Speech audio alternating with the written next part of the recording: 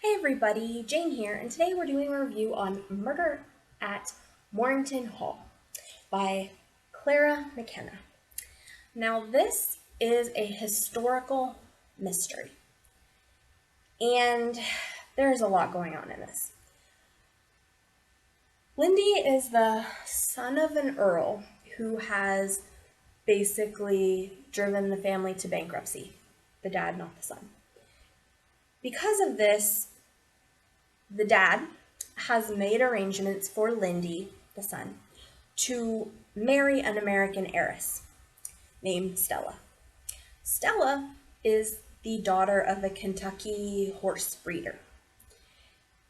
She is not aware that she is to marry Lindy. She thinks that her dad is selling horses, gifting horses to this aristocrat. So she comes up under false pretenses and then shortly realizes that no, she's supposed to be married to this Lindy guy. As all this is being sorted out, and I don't really feel like I'm spoiling anything because that happens pretty much immediately, the vicar is murdered. The vicar who was supposed to perform the marriage was murdered. And so you have the rest of the book of Stella and Lindy figuring out their relationship and also, figuring out who killed the vicar. I gave this book a 3 out of 5. It wasn't bad, but I really wanted more for it. So let me back up a little bit of to why I picked it up in the first place. I'd first heard about this because Victoria Thompson, Victoria Thompson had written like an author blurb on the back, although you can't really see it because it's covered up by the barcode from my library. But Victoria Thompson had written a blurb about this, and she'd also posted about it on Facebook. I love Victoria Thompson. I follow her on Facebook. She's like, hey, this is something you guys should check out. If you like my book, you'll probably like this. And so that's how I got into this in the first place. I do like historical mysteries, so this is definitely something that I expected to like. And I didn't dislike it. I think my problem with this book, my first biggest problem, was that it didn't really know if it was romance or a mystery. So as I'm reading this, it read very much like a romance, which I do like historical romance. I wasn't in the mood to read a romance. And, the romance kind of ended up taking over the story, especially in the early part. I'm like, there's a dead vicar. And we're not really all that interested in the dead vicar because we're too busy making moony eyes at each other and deciding if we like each other enough to get married. So I did find that very frustrating. Like, Victoria Thompson does have romances in her books, but they're very much the secondary plot line. Whereas I felt like this took over the story, especially for the first part of the book. And it's not a very big book, really. So, especially for the print is not super big. So, but yeah, so the romance kind of just took everything over. I will say if you are not big into romance, you probably don't want to bother with this book at all because there is quite a lot of romance. Now, it's not like steamy, smexy, nothing like that. There's no smexy time in there. But it very much in the beginning of the book and in a lot of places felt more like a romance than it did a mystery. After about halfway, we do start to get more into the what happened to the vicar. And I will say I wasn't nuts about the reveals. I wasn't nuts with how we got there, who did it, what their motivation was. None of it really worked for me. And I will be honest, part of that was normally in a book like this, I have a pretty good guess who the killer is.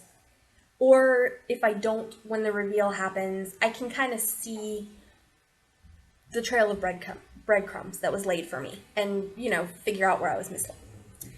I didn't feel like this was she needed to lay some thicker breadcrumbs. Okay, the breadcrumbs needed to be thicker.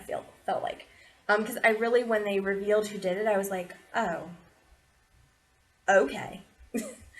It was not who I suspected, and I didn't necessarily feel like it worked as well as I would have liked it to. Now, I don't know if this is the first book by this author. It is the first book in the series, though, and I will probably give the series another try because, best guess, best guess, I feel like the author, because she did so much with the romance in this one, I feel like the future books will be more focused on the mysteries and less on the romance. And that's kind of what I want in a mystery. I felt like maybe I would have enjoyed this more if they'd have devoted more time to the mystery and not so much time to the character relationships. And again, I'm comparing this to Victoria Thompson. She has a series and it took forever for her characters to get together. Like each book, they were a little closer, a little bit more moony-eyed, a little bit more nice. But it was very much like it took forever for them to get together, and the mysteries were the real focus of the book, with the romance as a secondary plot point. This felt more like a romance, especially in the beginning of it, with a murder thrown in for shits and giggles. So, yes, that is my thoughts on Murder at Morrington Hall. If you like romance and you like historical mystery, worth trying.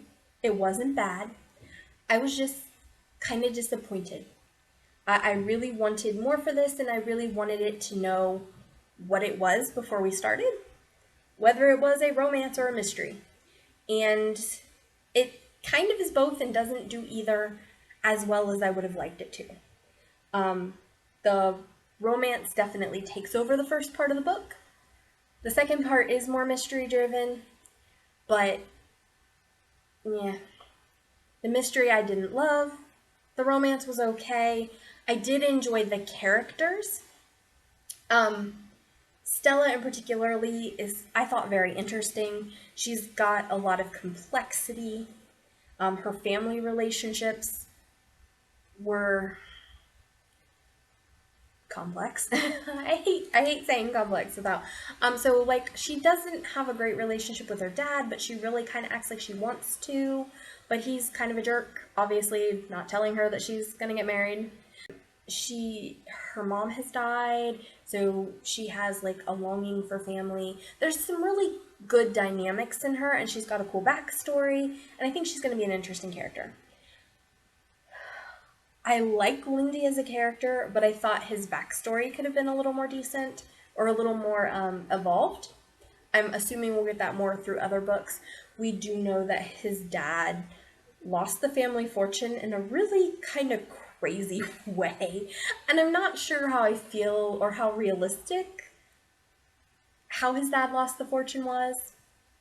I'm not sure how I feel about that. I still have some mixed feelings about it. I'm wondering if it'll come up in other books and if they'll give us more information, because I feel like if you build with it, I might be able to go there. But it just kind of was weird. So, yeah. Interesting book. I'm gonna try more probably by this author when the next book comes out. But this was kind of a miss for me. It was more of a miss than a hit. Certainly more of a miss than I wanted it to be. But it might be for you, even though it wasn't really for me. If you have read it, I would love your thoughts on it. If you have read other books by this author that you think I might enjoy, feel free to leave that information below. If you know of other similar books, I love Victoria Thompson and her Gaslight Mystery series. I'm always looking for recommendations of that type of mystery book. So if you have recommendations, please leave them below. My social media is below if you would like to contact me off of YouTube or follow me on any of the other platforms I'm on. Also, feel free to like and subscribe for more content. Alright guys, this is Jane. Talk to you next time. Bye.